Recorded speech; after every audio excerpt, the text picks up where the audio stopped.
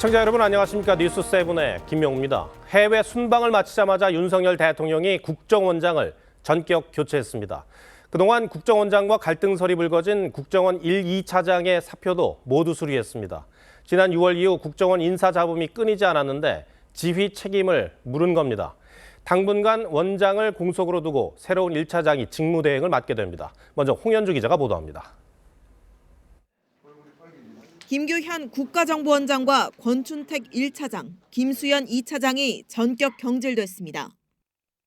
신임 1차장에는 홍장원 전 영국공사를, 2차장에는 황원진 전 북한 정보국장을 임명했고 당분간 1차장이 원장 직무를 대행할 예정입니다.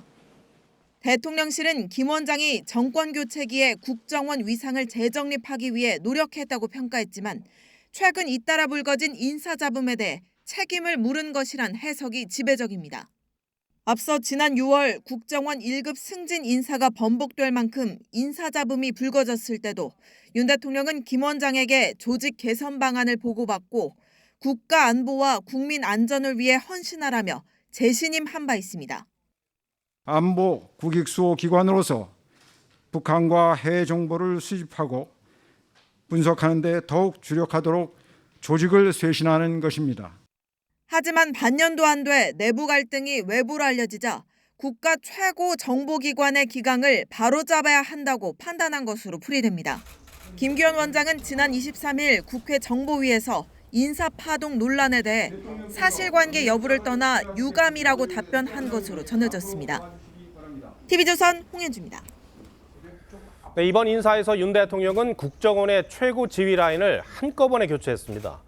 보통 조직 안정을 위해 한꺼번에 바꾸지는 않는데 이례적인 인사로 볼 수 있습니다. 오늘 인사의 성격은 인사파동에 대한 문책성이 강하다는 점 전해드렸는데 국정원 내부에 그동안 어떤 일이 있었던 건지 이태영 기자가 정리했습니다. 대통령실은 지난달 권춘택 국정원 1차장에 대한 직무 감찰을 지시한 것으로 알려졌습니다. 이 과정엔 권 차장이 기업 대표 등과 부적절한 접촉을 했다는 제보가 영향을 미친 걸로 전해졌습니다. 권 차장은 사적인 만남이 아닌 국익을 위한 것이었다고 해명한 것으로 알려졌는데 여권에선 이 같은 감찰이 지난 6월부터 불거진 인사파동의 연장선이란 시각이 많습니다.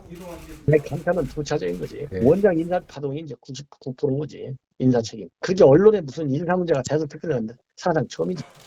지난 6월 국정원 인사에서 김 원장의 비서실장을 지낸 A씨가 영향력을 행사했다는 의혹이 제기되자 대통령실은 A씨를 비롯해 김 원장의 인사안을 반려했고 A씨 등은 면직됐습니다.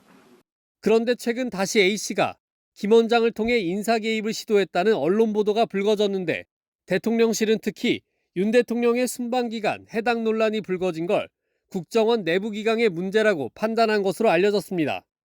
내년 총선을 앞두고 여권 내 인적 개편을 구상 중인 상황에서 국정원장 인사도 단행했다는 관측이 나옵니다. TV조선 이태영입니다. 오는 30일 본회의 개최 여부를 두고 여야의 대치가 최고조로 치닫고 있습니다. 30일은 당초 예산안 처리를 위해 여야가 본회의 개최에 합의한 날인데 민주당은 이동관 방통위원장과 이재명 대표를 수사했던 검사 탄핵안을 함께 처리할 방침입니다. 국민의힘이 강하게 반발하고 있어 김진표 국회의장의 선택이 중요해졌습니다. 최원국 기자입니다. 민주당은 여당이 예산 심사를 고의로 지연시키고 있다며 예산안과 30일 본회의는 별개의 문제라고 주장했습니다. 다른 사안 탄핵안과 연계한다는 것은 여당이 만약에 그랬다면 황당한 이야기라고 저는 생각합니다. 그건 그것대로 이건 이것대로 처리하는 것이 합리적인 일이라고 생각합니다. 민주당은 단독으로라도 본회의를 열어 이동관 위원장 탄핵안을 강행 처리한다는 입장입니다. 이동관 위원장 탄핵안, 헌법재판소장 임명 동의안 등을 처리할 것입니다. 국민의힘은 30일 본회의는 예산안 합의가 전제돼야 한다며 정략적 목적인 탄핵을 위한 정쟁 본회의가 아니라고 반박했습니다.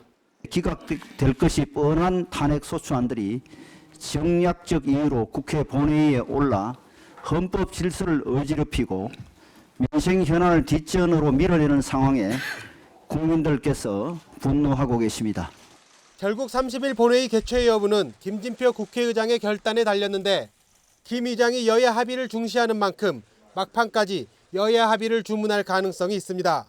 다만 합의 자체가 쉽지 않은 사안이어서 예산안 처리까지 영향을 주는 것 아니냐는 우려도 나옵니다. TV조선 최원국입니다. 최근 여권에서 자신들의 최대 지지 기반인 대구에 공을 들이는 모습입니다. 다음 달 창당 움직임을 보이고 있는 이준석 전 대표가 보름여 만에 다시 대구를 찾았습니다. 그러나 국민의힘 지도부나 혁신위 모두 아직까진 이준석 전 대표의 창당 가능성을 높게 보지 않는 분위기입니다. 정민진 기자가 취재했습니다. 붉은색 넥타이를 맨 이준석 전 대표가 콘서트장에 들어섭니다. 17일 만에 다시 대구를 방문한 건데 최근 대구를 다녀간 한동훈 법무장관을 겨냥하는 발언부터 꺼냈습니다. 몇 주 새에 정말 고관 대작을 지내시는 분들이 대구를 드나들고 대구의 이야기를 많이 하는 것 같습니다. 이 전 대표는 신당 창당과 관련해 당내 여러 의원들이 공감의 뜻을 전했다며 창당 시한으로 언급했던 내달 27일보다 늦어지진 않을 거라고 했습니다. 빨라질 수 있지만 그것보다 늦어지진 않게 판단을 하려고 합니다. 그러면서 12명의 대구 의원 중 절반 이상이 물갈이 될 수 있다고 했습니다. 최근 여권에선 지난 7일 윤 대통령이 대구의 박근혜 전 대통령 사저를 방문한 데 이어 한 장관과 인요한 혁신위원장도 대구 경북 지역을 찾는 등 텃밭 민심 잡기에 주력하는 모습입니다. 당 지도부는 이준석 신당에 무게를 두지 않는 분위기입니다. 당 지도부 한 관계자는 이 전 대표가 같은 얘기를 반복하고 있다며 지분 요구로밖에 보이지 않는다고 전했습니다. 인요한 혁신위도 외연 확장을 위해 이 전 대표보다 다른 인사들에게 공을 들이고 있다고 했는데 인 위원장은 내일 한국노총을 방문할 예정입니다. TV조선 정민진입니다. 오늘 부산에선 한국과 일본, 중국의 외교장관 회의가 4년 만에 열렸습니다. 최근 북한의 3차 정찰 위성 발사로 한반도 위기 관리 중요성이 한층 높아진 상황에서 3국의 공동 대응이 주목을 받았습니다. 현장에 나가 있는 취재기자 연결하겠습니다. 차정승 기자, 회담 결과가 나왔습니까? 네, 저는 한일 중 3개국 외교장관 회의가 열린 부산 누리마루 에이펙 하우스 앞에 나와 있습니다. 오늘 회의는 오후 3시부터 1시간 40분 동안 진행이 됐습니다. 이 3국 협력 체제의 정점이라고 얘기할 수 있죠. 이 정상회의는 빠르면 이른 시일 내에 개최하겠다, 이렇게 의견을 모았습니다. 한일 중 3개국 외교장관이 머리를 맞댄 건 2019년 이후 4년 3개월 만입니다. 박진 외교부 장관은 가미카와 일본 외무상과 왕이 중국 외교부장에게 한반도 평화와 안정은 3국의 공동이익이자 필수 조건이라며 이 북핵 개발과 탄도미사일 도발을 해결하기 위한 긴밀한 협력을 강조했습니다.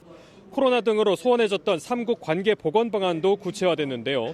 3개국 정상회의 개최에 필요한 준비에 속도를 내기로 해 이르면 내년 초 이 3국 정상이 만날 거란 전망이 나오고 있습니다. 당초 얘기가 오고 갔던 공동 기자회견과 만찬은 성사되지 않았죠? 네, 이게 참 그 공동 기자회견은 참여자가 공동으로 그 결과를 얘기할 수 있어서 관심이 모아졌는데 생략됐습니다.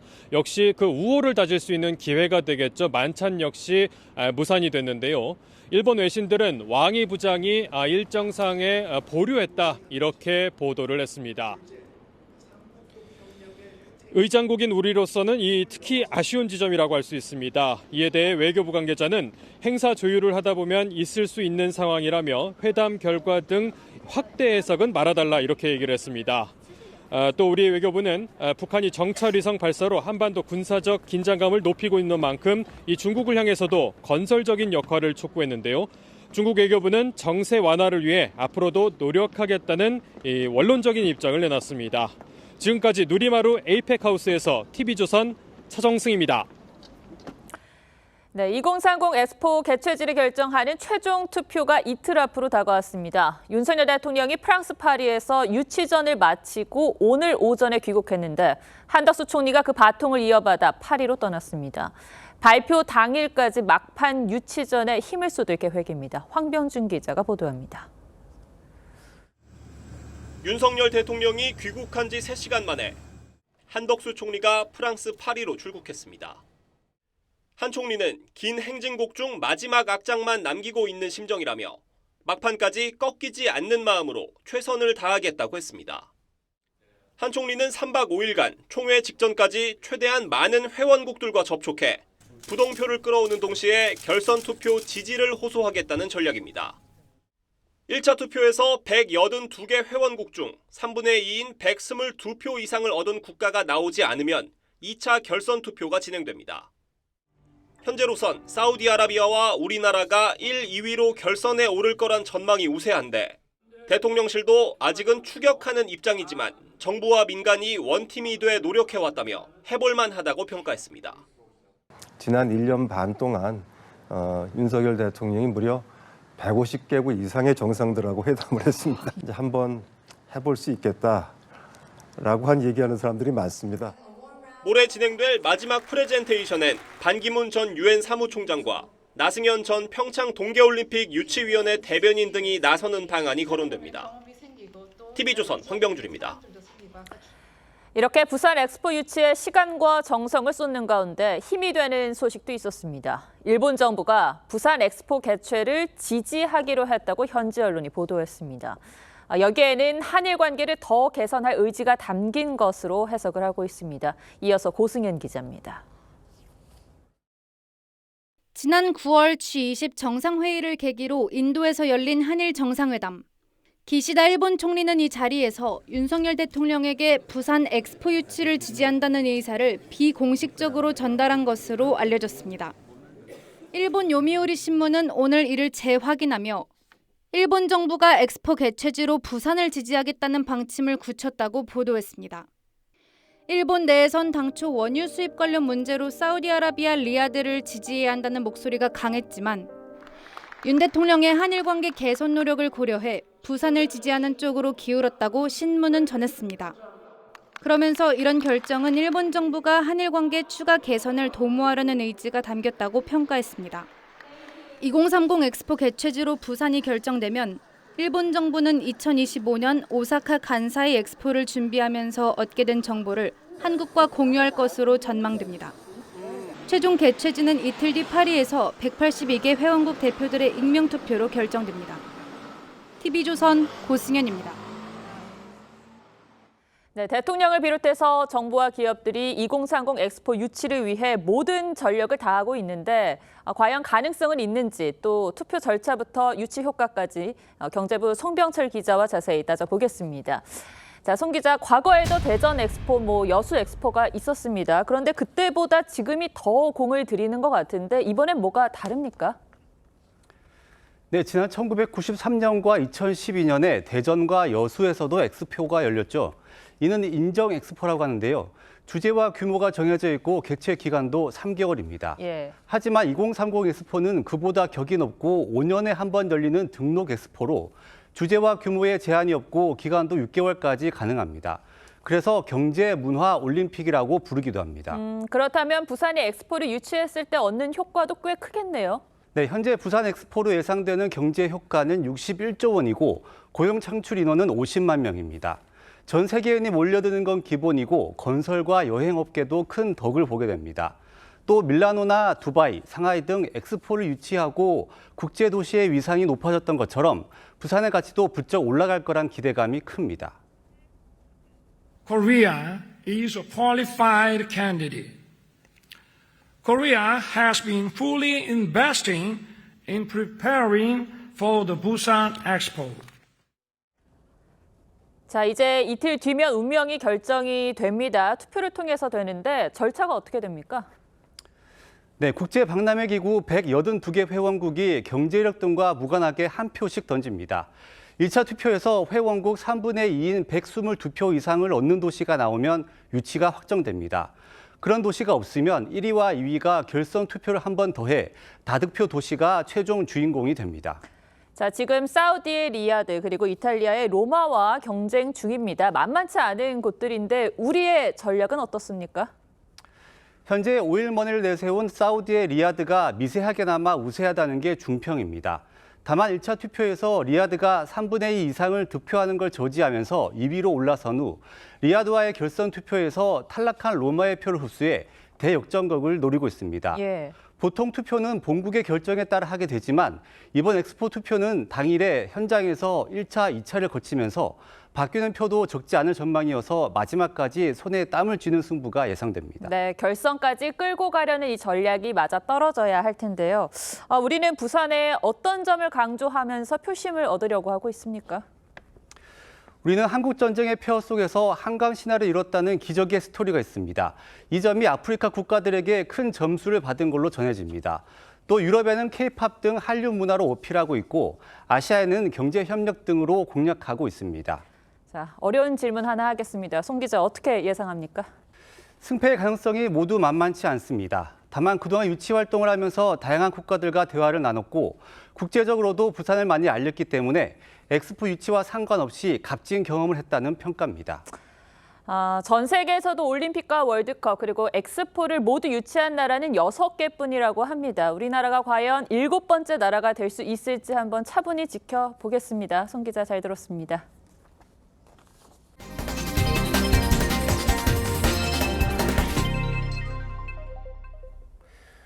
지난 21일 정부가 의대 정원 수요 조사 결과를 발표한 이후 의사단체는 강경 투쟁을 예고했습니다. 오늘 전국 의사 대표자 회의를 열고 의대 정원 반대 비대위를 구성하기로 했습니다. 정부가 일방적으로 증원을 강행한다면 총파업 투표를 실시하겠다고 강조했습니다. 배상윤 기자가 취재했습니다. 대한의사협회 이필수 회장이 삭발을 하고 있습니다. 정부가 의대 정원 수요 조사 결과를 발표한 데에 대한 투쟁 의지를 보인 겁니다. 의협은 오늘 오후 전국 의사 대표자 및 확대 임원 연석회의를 열고 정부의 의대 정원 확대 추진을 강력 규탄했습니다. 의대 정원 확대 추진 의료체계 붕괴된다! 붕괴된다! 붕괴된다! 의협은 더 이상 정부의 여론몰이를 바라만 볼 수 없다며 다음 주 비상대책위원회를 구성해 강력 투쟁에 나설 방침입니다. 의협의 합의 없이 의대 정원 확대를 일방적으로 진행한다면 구사 의정 합의를 파기한 것으로 간주하고 의료계의 강력한 대응과 투쟁이 잇따르게 될 것임을 강력히 경고한다. 의협은 또 의대 정원 문제는 구사 의정 합의에 따라 의료 현안 협의체에서 논의할 것을 촉구하고 정부가 일방적으로 증원을 강행한다면 파업 찬반 투표를 실시하겠다고 강조했습니다. 전국 14만 의사와 2만 의대 의전원 학생들은 분연히 일어나 강력한 우리의 뜻을 전할 것임을 엄숙히 선포한다. 의사들은 지난 2020년에도 집단 행동을 통해 의대 증원을 막은 바 있습니다. TV조선 배상윤입니다. 제주도 해안 절벽에서 사진을 찍던 50대 남성이 추락해 크게 다쳤습니다. 전북 보안에서는 역주행 차량이 맞은편 차량과 정면 충돌했습니다. 노도일 기자가 보도합니다. 구조대원들이 해안 절벽에서 남성을 들것에 실어 구조합니다. 대원들은 들것에 실린 남성을 배에 태워 이송합니다. 어제 아침 10시쯤 제주 서귀포시 외돌개 인근 절벽에서 50대 남성 A씨가 8m 절벽 아래로 추락했습니다. A씨는 해안가 유명 관광지에서 기념사진을 찍던 도중 균형을 잃고 떨어진 것으로 파악됐습니다. 구조 당시 A씨는 머리 출혈과 다발성 골절 등 심한 부상을 입은 상태였습니다. 머리랑 어깨 그리고 무릎 쪽 부상이 있었고 많이 중증으로 해가지고 헬기 타고 병원 갔어요. 도로 중앙 가드레일에 불에 그을린 승용차 한 대가 걸쳐 있습니다. 어젯밤 10시쯤 전남 부안군의 한 국도에서 역주행을 하던 50대 남성이 맞은편 승용차를 들이받았습니다. 이 사고로 역주행 운전자가 숨지고 맞은편 운전자는 다리를 다쳐 병원 치료를 받고 있습니다. 경찰은 역주행 이유 등 정확한 사고 경위를 조사 중입니다. 고속도로 갓길에 주차된 차량에서 불길이 치솟습니다. 오늘 오전 11시 반쯤 충남 금산군 고속도로에서 40대 운전자가 몰던 승용차에서 불이 나 20분 만에 꺼졌습니다. 불이 나자 운전자가 재빨리 갓길로 대피하면서 인명피해는 없었습니다. TV조선 노도일입니다. 근무 중 발을 헛디뎌 뇌경색으로 숨진 해군 원사에 대해 법원이 순직을 인정했습니다. 법원은 과중한 업무로 인한 피로가 실족의 이유라고 봤습니다. 이재중 기자가 보도합니다. 2020년 2월 해군 원사 A씨는 당직 근무를 서던 중 발을 헛디뎌 목 부위를 다쳤습니다. 목과 손가락 등의 통증을 호소하다 병원에서 수술을 받았지만 결국 사고 한 달 뒤 숨졌습니다. 사인은 우측 척추동맥 박리에 의한 손해 경색이었습니다. 유가족은 과로에 의한 공무상 재해라며 국방부에 유족연금 지급을 청구했지만 국방부는 기저질환에 의한 사망이라며 지급을 거부했습니다. 이에 유가족은 A씨가 관사 관리 업무를 맡으며 사고 전 5개월간 월 평균 초과 근무 시간이 58시간에 달한다며 사고 원인은 과로라며 서울행정법원에 소송을 냈습니다. 법원은 A씨의 사망이 공무와 인과성이 있다며 유족의 손을 들어줬습니다. 재판부는 A씨가 새벽 당직 근무 중 계단을 내려가던 중 발을 헛디뎌 머리와 목 부위에 상당한 충격이 가해졌다며 매월 상당한 시간 초과 근무를 수행해 피로 상태에 있었을 것으로 보인다고 판단했습니다. 또 사망 원인인 동맥 박리는 여러 원인이 있지만 A씨의 경우 당직 근무 당시 입은 외상이 더 중요한 원인이 됐을 것이라고 봤습니다. TV조선 이재중입니다. 요즘 축구 국가대표 황의조 선수의 이 성관계 동영상 논란으로 시끄럽습니다. 황 씨가 상대방 동의 없이 영상을 촬영한 건지 아닌지 이 당사자 간 공방이 치열하죠. 여기에 영상을 유포한 사람으로 황 씨 형수가 지목됐고 황 씨의 국가대표 자격 논란도 불거졌습니다. 오늘은 임서인 기자가 얽히고 설킨 황의조 선수 사건에 포커스를 맞췄습니다. 황의조 선수의 전 여자친구라고 주장하는 여성이 황 씨의 성관계 영상을 SNS에 유포한 건 6월. 당시 황 씨 측은 지난해 11월 그리스에서 휴대전화를 분실한 뒤 동영상을 유포하겠다는 협박을 받아왔다며 경찰에 수사를 의뢰했습니다. 주주의로 잃어버린 게 아니라 가져갔기 때문에 좀 악의적이라고 계속 생각을 하고 있습니다. 하지만 사건을 수사하던 경찰은 황 씨를 피의자로 전환했습니다. 황 씨가 여성 여러 명과 성관계를 하며 이를 불법 촬영한 정황을 포착한 겁니다. 동영상 유포 사건은 동영상 불법 촬영 사건으로 불이 옮겨붙었고 황 씨 측은 연인 사이 합의된 영상이라고 주장하는 반면 피해 여성 측은 촬영에 동의한 적 없다며 진실 공방이 이어졌습니다. 그런데 경찰 조사 결과 동영상 유포자는 전 여자친구가 아니라 황 씨의 형수로 드러나면서 문제가 더욱 복잡해졌습니다. 황 씨 형수는 22일 구속 상태로 검찰에 넘겨졌지만 휴대전화가 해킹됐고 누군가 영상을 유포했을 것이라며 혐의를 부인하는 입장입니다. 여기에 황 씨 측이 동영상 속 여성은 결혼한 방송인이라고 언급하면서 2차 가해 논란까지 불거졌습니다. 가해자가 피해자에게 어떻게 2차 가해를 했느냐는 형법에 형가중사유에 그 범죄 전후의 사정이라는 것이 있습니다. 악의적인 입장문을 내면서 피해자 신상 까고 있잖아요.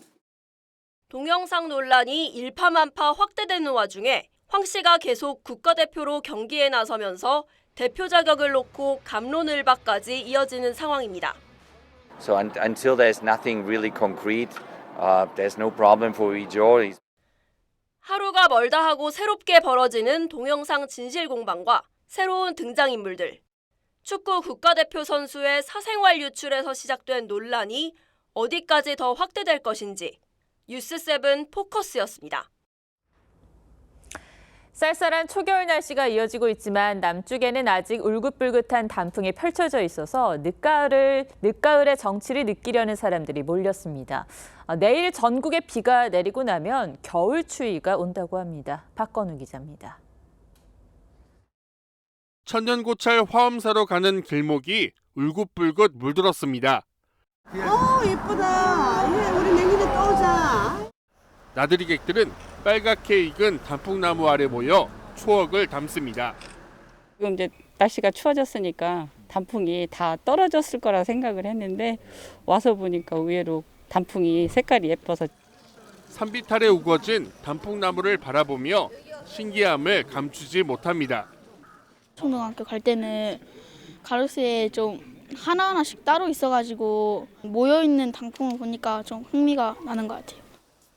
앙상한 가지만 남은 모습 속에서도 정취를 느낍니다. 식물은 없어졌다 또 봄 되면 살아나는데 우리는 한번 가면은 인생이 없어지잖아요. 근데 너무 슬퍼요. 나들이객들은 아침 기온이 0도 이하로 떨어져 옷을 도톰하게 껴입었습니다. 목도리나 모자 이런 것도 날씨가 추울까봐 막 안에 막 히트텍도 입고 왔거든요. 내일부터는 전국 곳곳에 5에서 10mm가량 비가 내리면서 다시 한파가 이어질 전망입니다. 기상청은 강원 영동과 경북 북동 산지 등을 중심으로 건조특보가 발효돼 산불 등 각종 화재 예방에 각별한 유의를 당부했습니다. TV조선 박고루입니다. 과일값이 비싸다는 얘기가 올해 내내 사라지지 않았죠. 폭우와 폭염에다 생산비도 많이 오른 탓인데요. 그래서 웬만하면 제철 과일을 먹으려고 하는데 요즘이 제철인 귤도 고물가 영향을 피하지 못하고 있습니다. 지선우 기자입니다. 서울의 한 대형마트. 과일 코너에 손님들이 몰려 있습니다. 조금이라도 싸게 사려고 전문 매장을 찾은 겁니다. 작년보다는 많이 비쌌는데 모든 과일이 작년보다 뭐 사과도 그렇고 많이 비싸니까 또 먹고 싶은 건 먹어야 되니까. 겨울철에 저렴하게 먹을 수 있던 귤의 가격은 올해 유난히 뛰었습니다. 1년 전에 비해서 14%, 평년에 비해서는 19%가량 비쌉니다. 생산비가 전반적으로 높아진 상황에서 다른 과일들이 더 큰 폭으로 올라 대체품으로 귤을 찾는 사람들이 늘었기 때문입니다. 제철을 맞은 겨울 딸기 역시 올해는 길어진 장마에 하종 시기가 늦어지고 재배 면적이 줄어 가격이 치솟았습니다. 지난주 딸기 경매 가격은 1년 전보다 적게는 19%, 많게는 91% 높게 거래됐습니다. 딸기는 케이크나 빵에도 많이 사용되는데 연말 특수를 기대했던 자영업자들도 걱정이 큽니다. 온라인 커뮤니티에는 38,000원 받던 케이크를 4만 원 받으려 한다거나 다 떼고 나면 남는 게 없다, 이번 주에도 판매를 포기했다 등 낙담하는 반응이 넘쳐납니다. 딸기가 엄청 올랐긴 했어요. 엄청 많이 올랐는데 다 반영하면 또 부담스럽고 하잖아요. 그래서 그렇게 하게 돼 있습니다. 정부가 물가 잡기에 총력을 기울이고 있지만 한쪽 가격을 잡으면 다른 쪽이 튀어오르는 악순환에서 벗어나지 못하고 있습니다.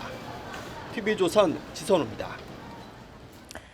중국산 전기차의 기세가 무섭습니다. 국내에 수입되는 전기차 가운데 중국에서 생산한 전기차 수가 독일산을 제치고 1위에 올라섰습니다. 테슬라를 중국에서 만든 덕분도 있지만 전기버스나 전기트럭에서도 중국이 몸집을 키우고 있습니다. 그에 반해 국내 자동차는 중국 시장에서 고전을 면치 못하고 있습니다. 장혁수 기자가 보도합니다. 전기차 인기에 힘입어 국내 시장에서 자리 잡은 테슬라. 중국산 배터리로 원가를 낮추고 상하이 공장 생산으로 가격을 더 떨어뜨리면서 한국 시장 판매량은 호조를 이어갑니다. 최근 우리나라에서 전기차 판매량 1위에 오른 중국산의 수입액은 지난달 1억 7,200만 달러, 2위인 독일 7천만 달러의 2배를 훨씬 넘습니다. 중국산 테슬라뿐 아니라 버스, 트럭 등 상용 전기차 점유율도 함께 커졌습니다. 국내에서 운행되는 전기버스 10대 중 4대는 중국산입니다.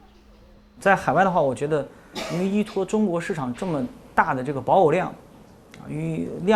保有量起来以后的话，它技术的成熟度啊，产品的打磨度啊，应该会更好。我们会结合海外的一些消费者的一些需求。 저가 공세로 한국 시장을 점령해가는 중국 전기차와 달리 우리 기업은 중국 시장의 애국 소비와 프리미엄 브랜드에 밀려 적자를 면치 못하고 있습니다. 자동차 부문에선 2017년 이후 줄곧 적자를 기록하고 있는데 지난해 4억 7천만 달러였던 적자 규모는 올해 10월 8억 달러까지 치솟았습니다. 중국 전기차가 이 가성비로 무장을 하고 있다는 겁니다. 승용차까지 위협을 많이 받을 수 있다는 측면에서 상당히 좀 걱정거리가 늘어난다고 볼 수가 있습니다. 존재감을 높여가는 중국 전기차에 대응할 우리 기업의 전략이 절실한 시점입니다. TV조선 장혁수입니다. 고통을 받을 바에야 차라리 죽은 게 낫다. 하마스에 끌려간 어린 딸이 숨졌다는 소식에 아버지가 오열하며 내뱉은 이 한마디는 전쟁의 비극을 알리고 전 세계를 울렸습니다. 그런데 이 사연 속의 딸이 극적으로 살아 돌아왔습니다. 이런 눈물의 재회를 보며 가슴 한켠이 쓸어내리지만 아직 풀려나지 못해 생이별 중인 가족들도 많습니다. 2차 인질과 수감자 맞교환도 가까스로 이루어졌습니다. 이유진 기자입니다. 진분홍색 니트를 입은 어린 소녀가 달려와 아버지를 힘껏 껴안습니다. 아버지는 믿기지 않는다는 듯 딸을 어루만집니다. 9살 에밀리가 마침내 아버지 토마스 핸드와 재회했습니다. 지난달 7일 하마스에 납치된 지 49일 만입니다. 당초 딸이 숨졌다는 소식에 끌려가 고통받지 않아 차라리 안도했다는 아버지였습니다. I smiled because that is the best news of the possibilities that I knew. 뒤늦게 딸이 인질로 잡혀 있다고 알고 난 뒤엔 무사 귀환만 기도했습니다. Be strong every day and wait. We're coming to get you. We're coming to get you home. 다른 미성년자 6명을 포함해 모두 13명의 이스라엘인과 태국인 4명이 2차 석방으로 가족 품에 돌아왔습니다. 팔레스타인 수감자 39명도 맞교환돼 풀려났습니다. شكرا لهم والحمد لله رب العالمين وكل الاحترام لاي واحد قاوم وروحنا. 휴전 이틀째에 이뤄진 2차 석방은 하마스가 이스라엘의 휴전 합의 사항을 어겼다며 지연시켜 7시간 늦게 겨우 성사됐습니다. TV조선 이유진입니다.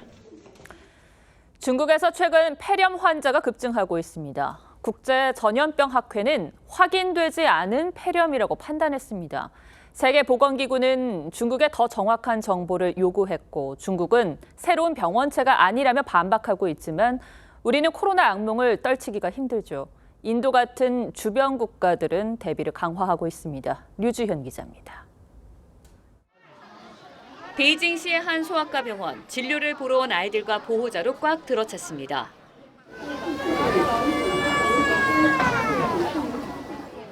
베이징 등 중국 북부에 이어 중부와 남부에서도 폐렴 환자가 빠르게 늘고 있습니다. 现在会有一点担心，到医院里来看一下。本身我倒觉得没有什么的，因为每年都会有这种。 지난 9월 이후 저장성의 3개 중점병원에서 폐렴 진단을 받은 어린이는 1년 전보다 18배 정도 급증했고 10월 말 전국 발열 진료소를 찾은 환자도 전달보다 60% 넘게 늘었습니다. 중국은 주로 마이코플라스마 폐렴으로 환자가 늘었다며 새로운 병원체가 아니라고 밝혔습니다. So far, there is just zero evidence that there is a new virus being circulating in Beijing or elsewhere. 세계보건기구 WHO도 일단 비정상적으로 환자가 급증한 것은 맞지만 드문 일은 아니라는 입장입니다. 하지만 코로나19 팬데믹을 겪은 세계는 긴장의 끈을 놓을 수 없습니다. 국제전염병학회가 확인되지 않은 폐렴이라고 진단을 내린 가운데 인접국 인도는 성명까지 발표하며 공중보건 비상사태 등에 대비하고 있다고 밝혔습니다. TV조선 류주현입니다. 고위공직자범죄수사처가 기대와 우려 속에 출범한 지 3년이 돼갑니다. 여전히 뚜렷한 수사 성과는 없고 1기 검사 13명 가운데 10명이 임기를 못 채우고 떠났습니다. 공수처는 사실상 표류하고 있다는 지적이 나옵니다. 김연아 기자 리포트 전해드리고 뉴스야 이어가겠습니다. 3년 전 성역 없는 수사를 내걸고 출범한 고위공직자 범죄수사처. 고위공직자의 비리를 성역 없이 수사함으로써 공정한 수사를 실천해야 할 것입니다. 내년 1월 김진욱 초대처장 임기가 만료되지만 아직도 조직이 불안하다는 평가가 나옵니다. 공수처 검사로 처음 임용된 1기 김숙정 검사가 최근 사의를 표명했고 평검사 2명도 사의를 내비쳤다 거둔 것으로 알려졌습니다. 김 검사 사표가 수리되면 1기 검사 13명 중 10명이 임기를 채우지 못한 셈이 됩니다. 부진한 수사 성과도 도마에 올랐습니다. 공수처가 처리를 마친 사건은 9월 기준 6,907건으로 이 중 기소는 8건뿐이어서 기소율이 약 0.1%고 3년간 4차례 청구한 구속영장은 모두 기각됐습니다. 이 때문에 공수처의 존재 이유마저 난타당하는 상황인데 대한민국 사법체계에 공수처가 없어서 문제될 게 있을까 할 정도로 아쉬움이 많습니다. 김 처장과 연구 공수처 차장은 자신들의 권한 바뀐 후임 처장 추천을 논의하는 장면까지 포착돼 논란이 됐습니다. 현 처장 체제 아래 사실상 마지막 사건인 감사원의 표적감사 의혹 수사가 성과를 낼지 관심이 쏠리는 가운데 공수처는 이르면 이번 주 유병호 감사원 사무총장을 소환할 것으로 보입니다. TV조선 김유나입니다.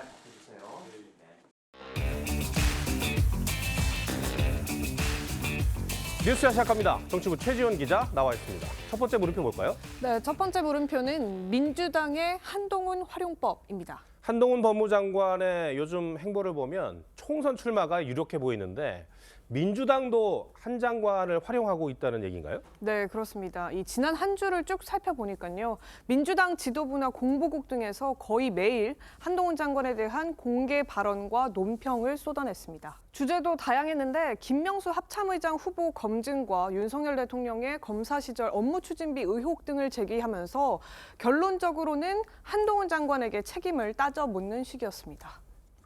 지도부의 공개 발언은 일종의 이 정당의 대국민 메시지인데 한 장관에 대한 비판이 많아요. 그런데 한 장관을 견제할수록 이 한 장관의 정치적 체급만 올라가는 거 아닙니까? 예, 사실은 이 적대적 공생관계라는 말이 나올 정도로 이 한 장관에 대한 야당의 집중 그동안 계속돼 왔었습니다. 이 논문을 일저자로 썼습니다. 이모하고 같이. 누구와 같이 썼다고요? 이모하고요. 이모.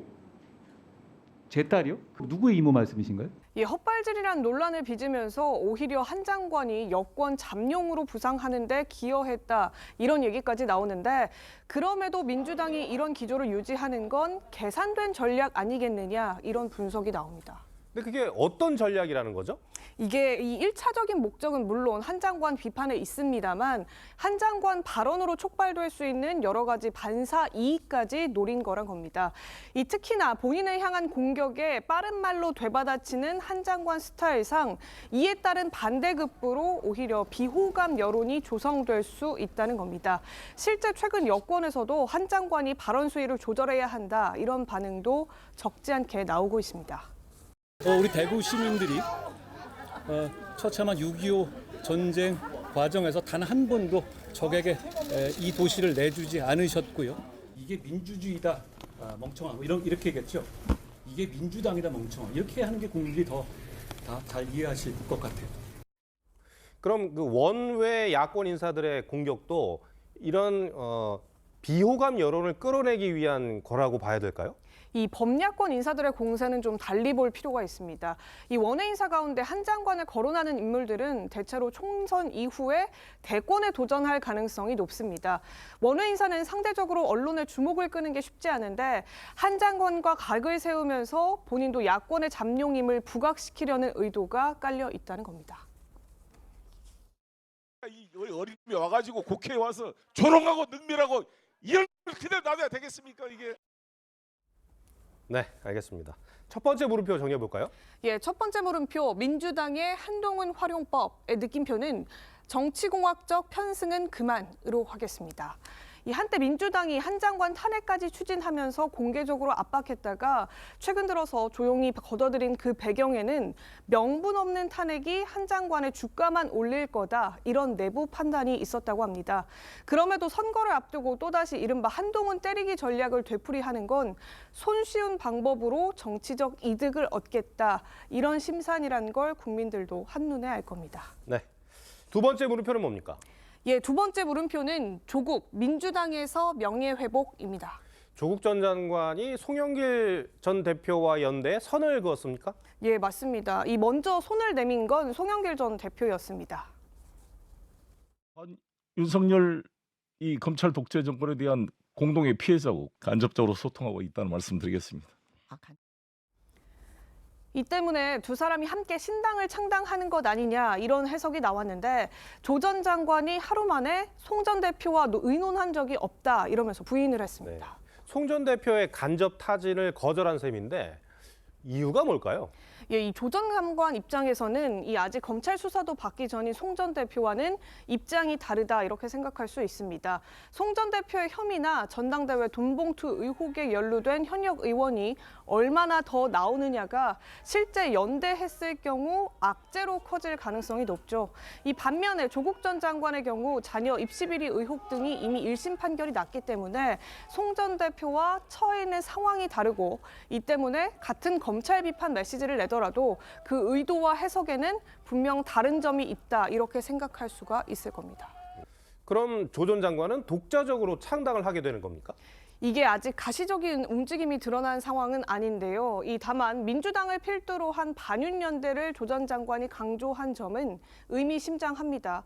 어쨌든 조 전 장관은 피의자 신분인 게 직접 출마의 가장 큰 걸림돌이죠. 이 때문에 전국 순회 북콘서트를 통해서 세를 더 불린 이후에 자신에 대한 팬덤을 민주당의 보탬이 되는 방식으로 도우려 할 수 있습니다. 그런데 조국 반성문까지 썼던 민주당인데 이런 조 전 장관의 조력을 받을 수 있겠습니까? 예, 그래서 민주당도 아직까지는 연대는 말이 안 된다 이러면서 거리를 두고 있습니다만 이 막상 조 전 장관이 신당을 만들어서 야권표가 분산되는 건 부담입니다. 그래서 조 전 장관의 창당을 막으면서도 연대로는 비치지 않는 모양새를 만드는 게 민주당의 숙제라고 할 수 있겠는데요. 실제 민주당 핵심 관계자는 조 전 장관이 신당을 구체화하지는 않을 거라면서 민주당의 틀 안에서 명예회복하는 방안을 찾을 보관이 있다 이렇게 말하기도 했습니다. 조 전 장관과 어떻게 갈지 조력을 받는다면 반대급부는 어떤 방식이 있을지 구체적으로 고민하는 작업이 당 내에서 이미 이루어지고 있다는 겁니다. 수사 재판 관련해서 억울한 점이 있다고 하더라도 그래도 저는 민주당이 승리할 거라고 좀 승리하는 게 좋겠다 이렇게 믿고 있다고 생각하고 있습니다. 저는요. 네, 저는 뭐 그렇다면은 좀 신중하게 하시길 좀 부탁드립니다. 네. 두 번째 물음표도 정리해 주시죠. 예, 두 번째 물음표 조국 민주당에서 명예회복의 느낌표는 명예회복은 법정에서로 하겠습니다. 네. 이 조 전 장관이 시사한 비법률적 명예회복은 법학자의 사법체계 무력화 선언이다 이런 비판을 받았었죠. 피의자의 명예회복은 법정으로 한정이 돼야 한다는 국민 상식이 정치권에만큼은 예외가 되지 않기를 바랍니다. 알겠습니다. 최지영 기자, 잘 들었습니다.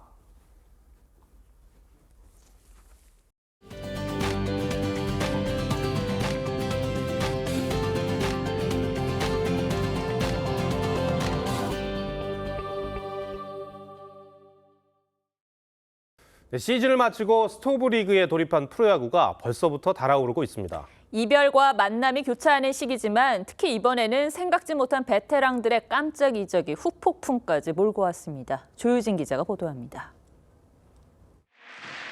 벌써부터 불타오른 스토브리그의 최대 장작은 베테랑들이 지폈습니다. 2001년 SK 와이번스 시절 입단해 SSG 랜더스 시대까지 23년 동안 원클럽맨으로 팀을 지켰던 김강민이 한화 유니폼을 입게 됐습니다. 35인 보호명단에서 제외된 채 맞은 2차 드래프트에서 한화에 깜짝 지명됐고 은퇴를 고려하다가 결국 한화에서 마지막을 불태우기로 결심했습니다. 롯데의 베테랑 내야수 안치홍 역시 최대 6년 72억 원의 한화와 FA 계약을 맺었습니다. 부족한 부분들을 제가 채워줄 수 있는 선수가 되어서 내년부터 좋은 모습 보여드릴 수 있도록 하겠습니다. 베테랑을 잃은 롯데는 우승 청부사와 함께 새 도전에 나섭니다. 두산에서 8시즌 동안 7년 연속 한국 시리즈 무대를 밟은 김태형 감독과 함께 2017 시즌 이후 첫 포스트 시즌 진출을 노립니다. 김태형 감독도 선수 밀착 지도에 나서며 새 시즌 각오를 가지고 있습니다. 불안해하지 말고, 과감하게 따.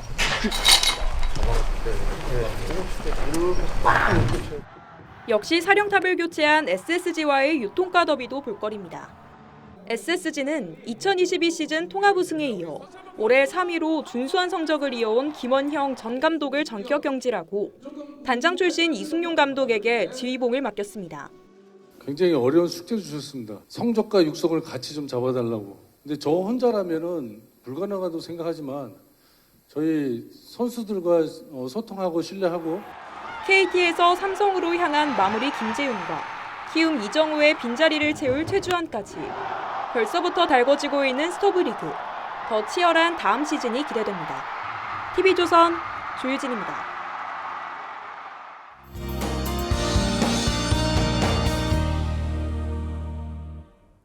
때이른 초겨울 추위가 오늘 아침까지 이어졌는데요. 추위 덕분에 스키장이 지난해보다 일주일 정도 빠르게 개장을 했습니다. 내일은 전국 곳곳에 비가 내리겠는데요. 새벽부터 중부지방을 시작으로 낮 동안에는 전국 대부분 지역에 비가 확대되겠습니다. 예상되는 비의 양은 5에서 10mm로 많지는 않겠고요. 기온이 낮은 강원 산지와 남부 내륙에는 눈이 내려 쌓이겠습니다. 내일 아침 전국이 영상권으로 출발하겠습니다. 서울이 5도, 대전과 대구 4도, 부산 8도 보이겠고요. 한낮에는 서울이 11도, 대전 12도, 부산 16도로 오늘보다 2도에서 4도 정도 기온이 높겠습니다. 비가 그치고 나면 화요일부터 추위가 다시 시작되겠는데요. 목요일 서울의 아침 기온이 영하 7도까지 뚝 떨어지며 춥겠습니다. 날씨였습니다. 11월 26일 일요일 뉴스 7 마치겠습니다. 함께해 주셔서 고맙습니다.